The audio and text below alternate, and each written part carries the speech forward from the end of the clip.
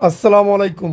অবসরের 6 মাসের মধ্যে এমপিওভুক্ত শিক্ষকদের অবসর ভাতা দেওয়ার নির্দেশ দিয়ে রায় প্রকাশ। বিস্তারিত জানতে সম্পূর্ণ ভিডিওটি মনোযোগ সহকারে দেখুন। তার আগে অবশ্যই আমাদের চ্যানেলটি সাবস্ক্রাইব করে পাশে থাকা বেল বাটনটি অন করে রাখবেন পরবর্তী ভিডিওর জন্য।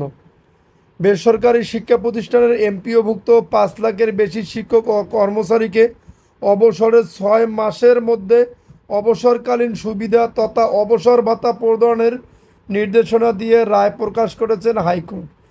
আজ মঙ্গলবার 2 সেপ্টেম্বর বিচারপতি নাইমা হায়দার ও বিচারপতি কাজী জিনাত হকের হাইকোর্ট বেঞ্চ 13 পৃষ্ঠার এ রায় সুপ্রিম কোর্টের ওয়েবসাইটে এ রায় প্রকাশ করেছেন। রিটকারীদের আইনজীবী অ্যাডভোকেট সিদ্দিকুল্লাহ মিয়া বিষয়টি নিশ্চিত করেছেন।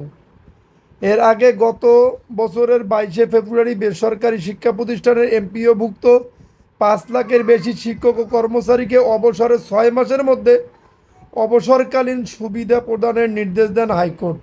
বিচারপতি নাইমা হায়দার ও বিচারপতি কাজী জিনাত হকের হাইকোর্ট বেঞ্চ এ রায় দেন।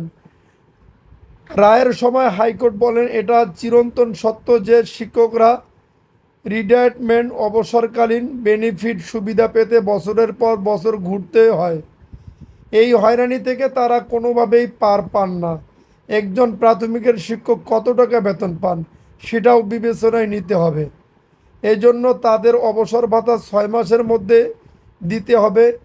এই অবসর ভাতা পাওয়ার জন্য শিক্ষকরা বছরের পর বছর দাঁড়ে দাঁড়ে ঘুরতে পারে না বলেও মন্তব্য করেছেন আদালত।